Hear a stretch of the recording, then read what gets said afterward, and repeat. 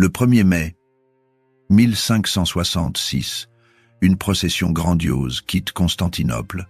Des milliers de gardes impériaux montés sur des chevaux arabes ouvrent le cortège, suivis des redoutables janissaires en formation serrée. Derrière eux s'étendent des kilomètres de soldats, de pages, de dignitaires étrangers et de chevaux de bas, transportant l'arsenal le plus impressionnant jamais rassemblé par l'Empire ottoman. Au cœur de cette marée humaine se trouve un palanquin fermé, porté par des esclaves robustes. À l'intérieur, Soliman le Magnifique, 72 ans, souffre en silence. Le sultan le plus puissant du monde n'est plus que l'ombre de lui-même. La goutte ronge ses articulations, chaque mouvement provoque une douleur lancinante. Son corps autrefois vigoureux s'est transformé en prison. Mais Soliman refuse d'écouter ses médecins qui le supplient de rester à Constantinople. Cette campagne sera la 13e de son règne. Elle sera aussi la dernière. Ce que le sultan ignore, c'est que son orgueil blessé et sa soif de vengeance vont transformer cette expédition en catastrophe.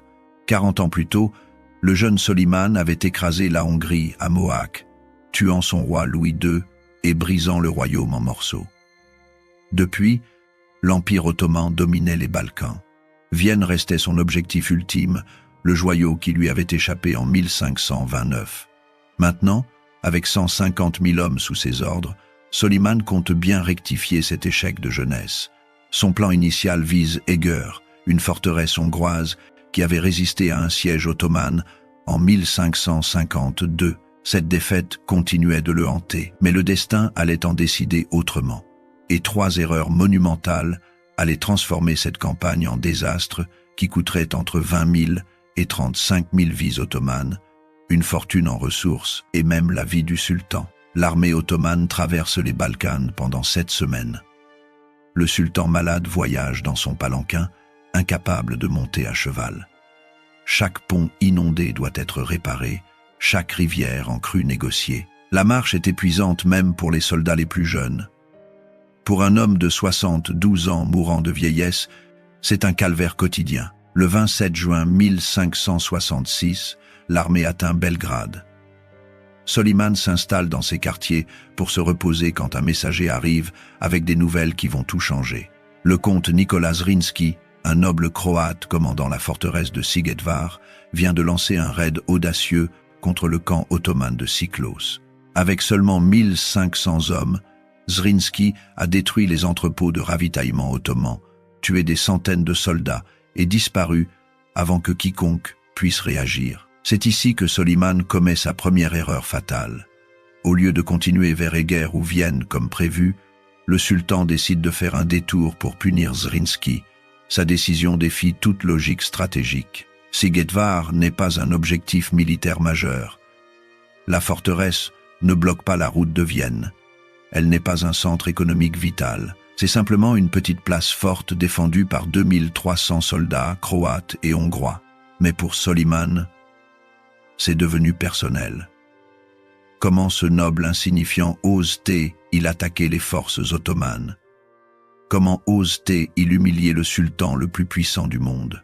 L'orgueil de Soliman ne peut tolérer un tel affront. Il ordonne à son armée de changer de direction. Les généraux ottomans échangent des regards inquiets, mais n'osent pas contester leur maître vieillissant. Cette décision va coûter cher, très cher.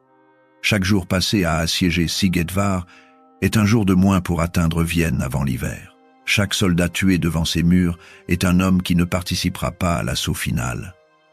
Soliman vient de mordre à l'hameçon de Zrinski, exactement comme le Croate l'avait espéré. Nikola Zrinski n'est pas un amateur. À 58 ans, ce vétéran a combattu toute sa vie contre les Ottomans. Il était présent au siège de Vienne en 1529. Il connaît les tactiques turques, leur psychologie, leur faiblesse. Ancien ban de Croatie, c'est l'un des plus riches propriétaires terriens du royaume et un général respecté. Quand le roi Maximilien II lui avait proposé d'abandonner Sighetvar à un autre capitaine au printemps 1566, Zrinski avait refusé catégoriquement. Dans sa lettre du 23 avril 1566, 4 mois avant le siège, Zrinski écrivait qu'il resterait parce que des milliers de personnes dépendaient de la survie de la forteresse. Il avait également écrit à l'empereur qu'il tiendrait Sigetvár assez longtemps pour permettre le renforcement des défenses de Vienne. Son raid sur Siklos n'était pas un acte de témérité, c'était un appât calculé, et Soliman venait de le gober. L'avant-garde ottomane arrive devant Sigetvár le 1er août 1566, ce qu'il découvre les rend perplexes. La forteresse n'est pas construite sur une colline dominant le paysage. Elle ne possède pas de murs cyclopéens ni de tours vertigineuses. À première vue, elle semble presque insignifiante. Mais Sigetvár possède quelque chose de bien plus efficace qu'une altitude élevée. Elle est presque entièrement entourée d'eau. Des marais, un lac et des rivières créent un labyrinthe aquatique qui protège la forteresse mieux que n'importe quel mur.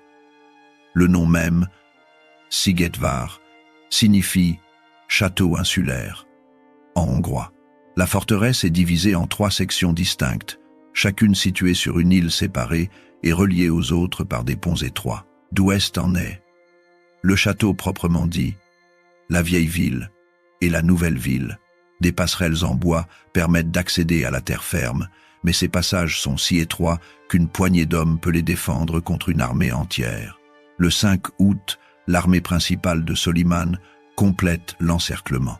Les bannières ottomanes flottent maintenant sur des kilomètres autour de la petite forteresse. Le sultan établit son camp sur la colline de Semlek, d'où il peut observer le déroulement du siège. À 72 ans, trop malade pour commander directement, il délègue les opérations à son grand vizir Sokollu Mehmed Pacha. Sokollu est un commandant compétent, un tacticien expérimenté qui a servi Soliman pendant des décennies. Mais même lui sous-estime le défi qui l'attend. La disposition unique de Sigetvár transforme chaque assaut en cauchemar logistique. Les Ottomans ne peuvent pas utiliser leur supériorité numérique écrasante. Les marais et le lac canalisent leurs attaques vers quelques points d'accès où les défenseurs les massacrent. Le 6 août, Sokollu Mehmed Pacha lance le premier assaut général. Il s'attend à une victoire rapide. Après tout, comment 2300 hommes pourraient-ils résister à plus de 100 000 soldats ottomans équipés de 300 canons? C'est un ratio de plus de 40 contre 1. La logique militaire suggère que la forteresse devrait tomber en quelques jours, peut-être une semaine tout au plus. Les janissaires, l'élite de l'infanterie ottomane, avancent en formation serrée vers les murs de la nouvelle ville. Leur discipline est légendaire, leur courage incontesté, mais alors qu'ils s'engagent sur les étroites passerelles, les défenseurs de Zrinski ouvrent le feu. Les mousquets crachent la mort, les canons tirent à bout portant avec du fer brisé, des clous et des pierres. Les janissaires tombent par dizaines, leurs corps s'entassant sur les ponts étroits.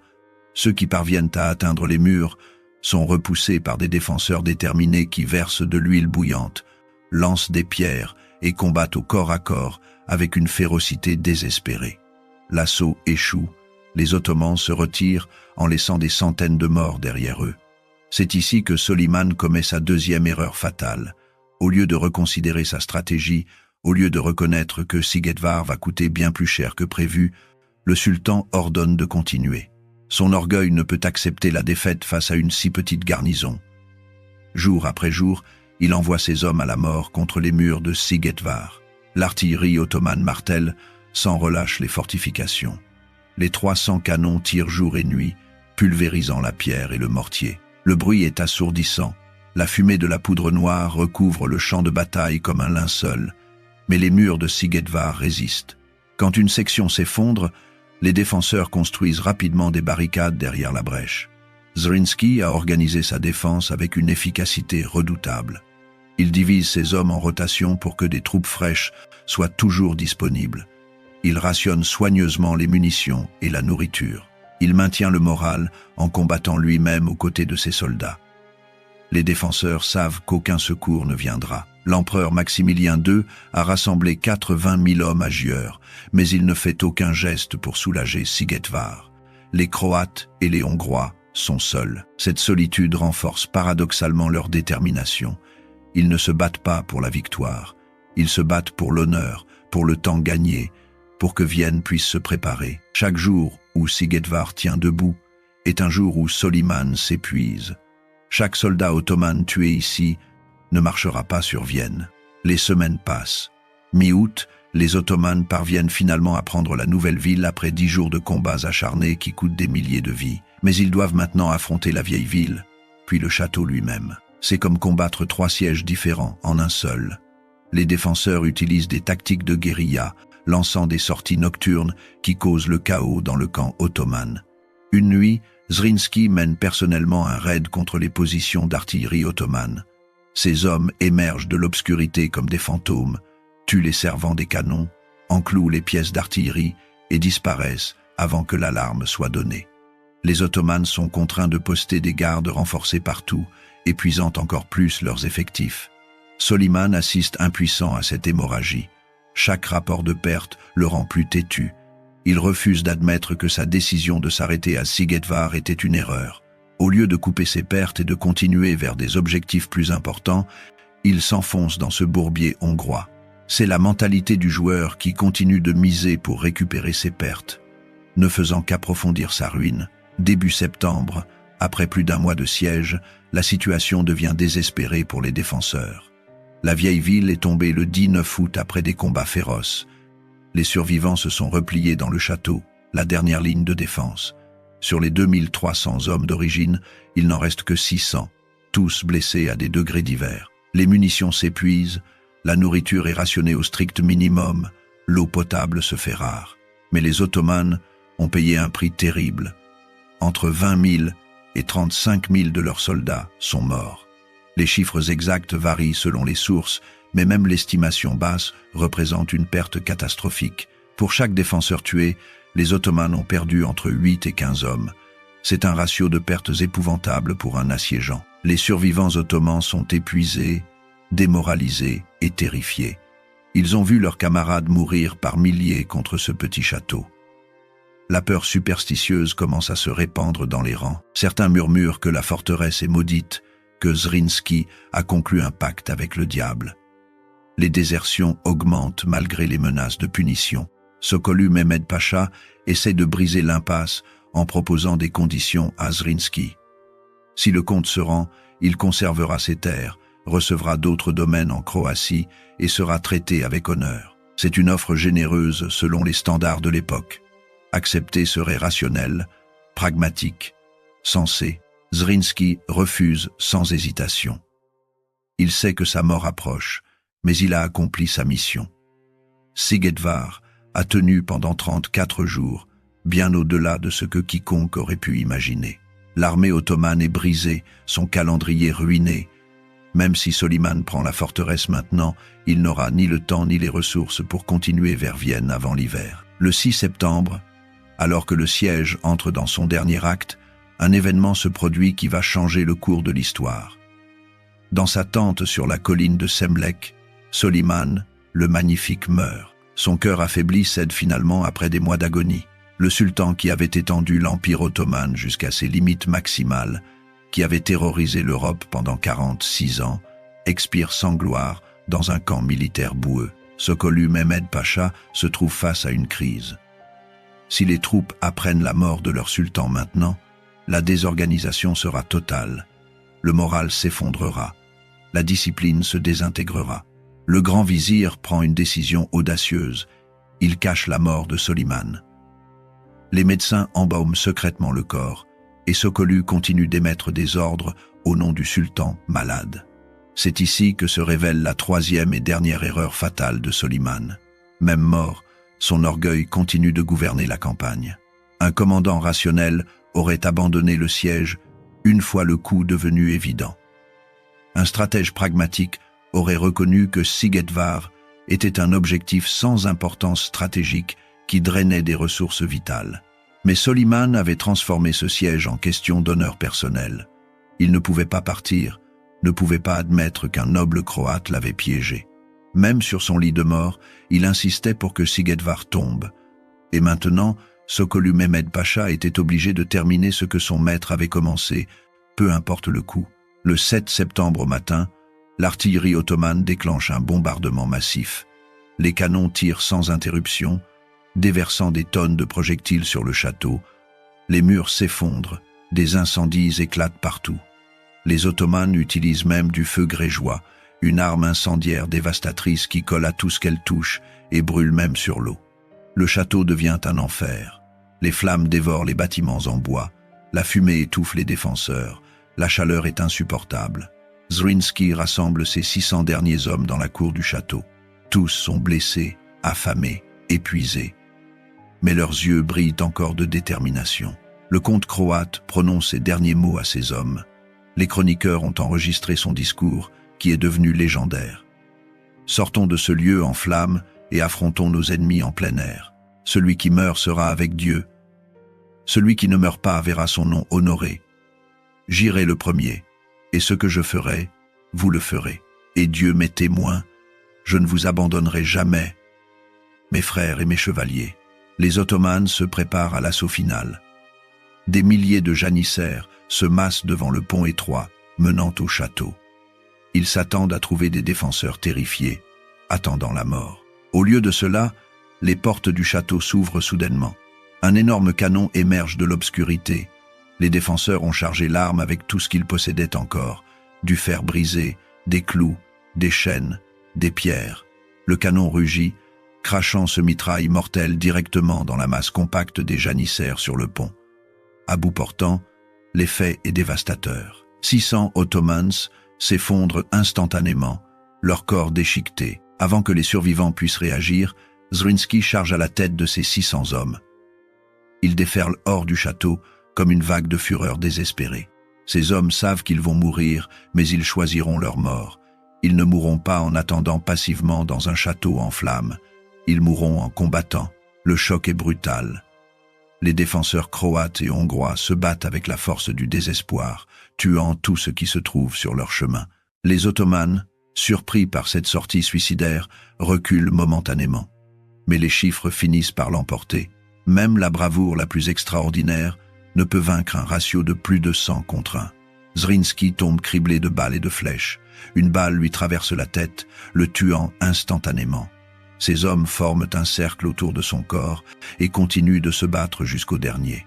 En quelques minutes, c'est terminé. Les 600 défenseurs sont morts. Seule une poignée de blessés trop gravement atteints pour combattre survit dans le château. Mais Zrinski a préparé une dernière surprise. Avant la charge finale, il avait ordonné qu'on place des barils de poudre dans le château avec des mèches longues. Alors que les janissaires se précipitent pour piller la forteresse conquise, les explosions détonnent. Des milliers d'Ottomans périssent dans les explosions et les effondrements qui s'ensuivent. Même dans la mort, Zrinski continue de tuer ses ennemis. Le 8 septembre 1566, Sigedvar est officiellement tombé. Les bannières ottomanes flottent sur les ruines fumantes. Techniquement, c'est une victoire ottomane. Mais quelle victoire! Pour prendre un petit château défendu par 2300 hommes, Soliman a perdu entre 20 000 et 35 000 soldats d'élite. Le siège a duré 34 jours précieux qui auraient pu être utilisés pour atteindre Vienne. L'armée ottomane est brisée. Les survivants sont épuisés physiquement et moralement. Les réserves de munitions sont gravement épuisées. La logistique est en lambeaux. L'automne approche, et avec lui, la perspective d'une campagne hivernale impossible. Sokollu Mehmed Pacha doit maintenant révéler la vérité qu'il a cachée depuis 2 jours. Soliman est mort. Un messager est envoyé à toute vitesse à Constantinople pour informer le prince Selim, l'héritier. Le grand vizir ordonne l'évacuation secrète du corps embaumé. Officiellement, le sultan est trop malade pour voyager et suit l'armée de loin. La supercherie fonctionne, mais elle ne peut pas changer les faits. La campagne de 1566 est terminée. Au lieu de marcher sur Vienne, l'armée ottomane ne parvient qu'à capturer la petite forteresse de Baboksa avant de se retirer vers Constantinople. Les 3 mois de campagne, les dizaines de milliers de morts, les fortunes dépensées en armement et en logistique, tout cela pour conquérir 2 forteresses insignifiantes. Les 3 erreurs de Soliman se révèlent maintenant dans toute leur ampleur catastrophique. La première erreur était de mordre à l'hameçon de Zrinski en déviant vers Sigedvar. Ce détour a consumé le temps et les ressources qui auraient été nécessaires pour Vienne. C'était une décision purement émotionnelle, motivée par l'orgueil blessé plutôt que par la logique stratégique. La deuxième erreur était de sous-estimer terriblement l'ennemi. Soliman et ses généraux On supposait qu'une forteresse défendue par 2300 hommes tomberait en quelques jours. Ils n'ont pas tenu compte de la configuration unique de Sigetvar, de la compétence de Zrinski, ni de la détermination des défenseurs qui savaient qu'aucun secours ne viendrait. La troisième erreur était de ne pas savoir quand abandonner. Après la première semaine de pertes épouvantables, un commandant sage aurait reconnu son erreur et serait parti. Chaque jour supplémentaire à Sigetvar aggravait le désastre, mais l'orgueil de Soliman ne pouvait accepter la défaite, même face à l'évidence.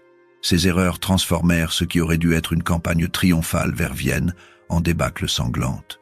Le siège de Sigetvar coûta à Soliman non seulement des dizaines de milliers de soldats, mais aussi son dernier souffle et l'opportunité d'accomplir l'objectif de sa vie. Les répercussions du siège de Sigetvar résonnèrent pendant plus d'un siècle. En 1568, le sultan Selim II, successeur de Soliman, signa la paix d'Andrinople avec les Habsbourg. Le traité garantissait 25 ans de paix relative, durant lesquels les deux empires se concentrèrent sur d'autres fronts. Plus important encore, les Ottomans n'attaquèrent plus Vienne pendant 117 ans. Ce n'est qu'en 1683 que les Ottomans tentèrent à nouveau de prendre la capitale autrichienne. Cette fois, ils furent écrasés de manière décisive.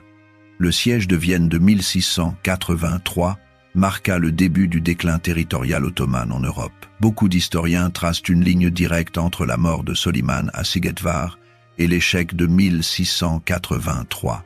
Le cardinal français Richelieu, écrivant un siècle plus tard, décrivit Sigetvar comme « la bataille qui sauva la civilisation ». Cette affirmation, bien que hyperbolique et certainement teintée de propagande anti-ottomane, contenait un noyau de vérité. Si Soliman n'avait pas gaspillé son armée à Sigetvar, si Vienne était tombée en 1566, l'histoire de l'Europe aurait pris un cours radicalement différent. Pour les Croates et les Hongrois, Sigetvar devint un symbole sacré de résistance héroïque. Zrinski fut élevé au rang de héros national, comparé à Léonidas aux Thermopyles. Son arrière-petit-fils, portant le même nom, écrivit en 1647 l'épopée Szigeti Veszedelem, le péril de Siget, considéré comme l'un des chefs-d'œuvre de la littérature hongroise du XVIIe siècle. En Croatie, le siège inspira également l'opéra Nikola Šubić Zrinski du compositeur Ivan Žaš en 1866. Chaque génération redécouvrait l'histoire de ces 2300 hommes qui affrontèrent une armée entière et tinrent pendant 34 jours impossibles. Des statues de Zrinski furent érigées à travers la Croatie et la Hongrie. Son nom devint synonyme de sacrifice patriotique. En 1994, les gouvernements hongrois et turcs créèrent le parc de l'amitié hongro-turque près de Sigetvar. Le parc, financé par la Turquie et construit dans un style ottoman, comportait à l'origine seulement un buste imposant de Soliman, sculpté par l'artiste turc Metin Yurdanur. Quand les Hongrois protestèrent véhémentement, les autorités commandèrent à Yurdanur un buste de Zrinski pour équilibrer le mémorial. Ce geste symbolique capturait parfaitement l'héritage ambigu de Sigetvar. Pour les Turcs, c'était une victoire technique obtenue sous le commandement du plus grand sultan ottoman. Pour les Hongrois et les Croates, c'était une défaite héroïque qui avait sauvé Vienne et l'Europe chrétienne. Les deux perspectives contenaient des éléments de vérité. Pour comprendre pleinement l'importance de Sigetvar, il faut le placer dans le contexte des guerres Habsbourg-ottomanes qui dominèrent l'Europe centrale pendant 2 siècles. Après la bataille de Mohacs, en 1526, la Hongrie fut divisée en 3 zones. La partie occidentale et septentrionale sous contrôle des Habsbourg, la partie centrale sous domination ottomane directe, et la Transylvanie comme principauté vassale des Ottomans. Cette partition créa une zone frontalière permanente où les raids et les contre-raids étaient constants. Des milliers de personnes moururent dans des escarmouches sans nom, des villages furent détruits, des populations déplacées. C'était une guerre d'usure brutale qui saigna les 2 empires pendant des générations. Zrinski personnifiait le type de commandant frontalier produit par cette guerre perpétuelle. Il avait passé sa vie adulte entière à combattre les Ottomans, perfectionnant les tactiques de guérilla maîtrisant l'art de la défense avec des ressources limitées. Sa stratégie à Sigetvar reflétait des décennies d'expérience. Utiliser le terrain pour compenser l'infériorité numérique, conserver les ressources, maintenir le moral et transformer chaque position défensive en opportunité d'attaque. Le raid sur Siklos qui provoqua la colère de Soliman était typique des méthodes de Zrinski. Avec 1000 fantassins et 500 cavaliers, il frappa le camp ottoman le 17 juin 1566, détruisant les installations et les provisions avant de disparaître. C'était une démonstration parfaite de guerre asymétrique, utilisant la mobilité et la surprise pour compenser la faiblesse numérique. Soliman, habitué à la guerre conventionnelle entre armées massives, ne comprenait pas ce type de conflit. Pour lui, le raid de Zrinski était une insulte qui devait être punie. Il ne réalisa pas que Zrinski l'avait délibérément provoqué, cherchant à attirer l'armée ottomane vers Sigetvar, où l'avantage numérique turc serait neutralisé par la topographie unique de la forteresse. Le siège de Sigetvar offre plusieurs leçons militaires qui restent pertinentes aujourd'hui. La première concerne les dangers de permettre aux émotions de dicter la stratégie. La décision de Soliman d'attaquer Sigetvar était purement émotionnelle, motivée par l'orgueil et le désir de vengeance. Elle violait les principes militaires de base comme la concentration des forces sur l'objectif principal et l'économie des moyens. Un commandant rationnel aurait envoyé une force secondaire pour bloquer Sigetvar tout en continuant vers Vienne avec l'armée principale, où il aurait tout simplement ignoré Zrinski comme une menace mineure. En engageant personnellement son armée principale contre une cible sans importance stratégique, Soliman commit l'équivalent militaire d'utiliser un marteau-pilon pour écraser une mouche. La deuxième leçon concerne l'importance de l'intelligence et de la reconnaissance. Les Ottomans avaient assiégé Sigetvar 2 fois auparavant, en 1555 et 1556, sans succès. Ils auraient dû savoir à quel point la forteresse serait difficile à prendre. Mais l'arrogance les aveuglait. Ils supposèrent que la supériorité numérique écrasante garantirait une victoire rapide. Zrinski, en revanche, comprenait parfaitement son adversaire. Il savait que les Ottomans sous-estimeraient Sigetvar. Il savait que l'orgueil de Soliman ne permettrait pas au sultan d'abandonner une fois engagé. Il exploita ses faiblesses psychologiques aussi efficacement que les avantages topographiques de sa forteresse. La troisième leçon touche au moral et au leadership. Les défenseurs de Sigetvar se battirent avec une férocité extraordinaire parce qu'ils savaient pourquoi ils combattaient. Zrinski avait créé une culture de sacrifice partagé, combattant personnellement aux côtés de ses hommes. Le testament de Ferenc Shanko, chambellan de Zrinski qui survécut au siège, décrit comment le comte partageait les privations de ses soldats et inspirait par l'exemple personnel. Du côté ottoman, le moral s'effondra progressivement face aux pertes catastrophiques et à l'absence de progrès visibles. Les soldats commençaient à questionner le sens du siège. Pourquoi mouraient-ils par milliers pour un château insignifiant? Cette corrosion du moral transforma une armée d'élite en force épuisée et démoralisée. La mort de Soliman à Sigetvar marqua la fin d'une époque pour l'Empire ottoman. Avec son règne de 46 ans, se terminait l'ère des sultans guerriers qui commandaient personnellement leurs armées. Ses successeurs restèrent principalement à Constantinople, déléguant le commandement militaire au vizir et au pacha. Cette transition n'était pas nécessairement négative. Beaucoup d'historiens ont noté que Soliman aurait dû se retirer de la vie militaire active des décennies plus tôt. À 72 ans, malade et affaibli, il était un fardeau pour sa propre armée plutôt qu'un atout. Sa présence à la campagne de 1566 ralentit la marche, compliqua la logistique et le priva de son principal avantage, des décennies d'expérience militaire qu'il ne pouvait plus appliquer personnellement sur le champ de bataille. Mais Soliman ne pouvait pas accepter la vieillesse. Son identité entière était construite autour de son rôle de conquérant. Comment le sultan qui avait pris Belgrade, Rhodes, Budapest et Bagdad pouvait-il rester assis à Constantinople pendant que d'autres menaient ses armées? L'orgueil qui l'avait poussé à Sigetvar était le même qui l'avait fait quitter son palais malgré les supplications de ses médecins. Son grand vizir Sokollu Mehmed Pacha comprit la situation avec une clarté douloureuse. Après la mort de Soliman, il garda le secret pendant 48 jours, émettant des ordres au nom du sultan malade jusqu'à ce que Sélim II puisse être couronné en toute sécurité à Constantinople. Cette supercherie démontrait à quel point Soliman était devenu une figure symbolique plutôt qu'un commandant actif. Sélim II, le successeur de Soliman, était un homme très différent. Surnommé Sélim l'ivrogne par les chroniqueurs, il préférait les plaisirs du harem aux rigueurs de la campagne militaire. Sous son règne, l'Empire ottoman atteignit son extension territoriale maximale avec la conquête de Chypre en 1571, mais la défaite navale dévastatrice à Lépante la même année signala la fin de la domination ottomane incontestée en Méditerranée.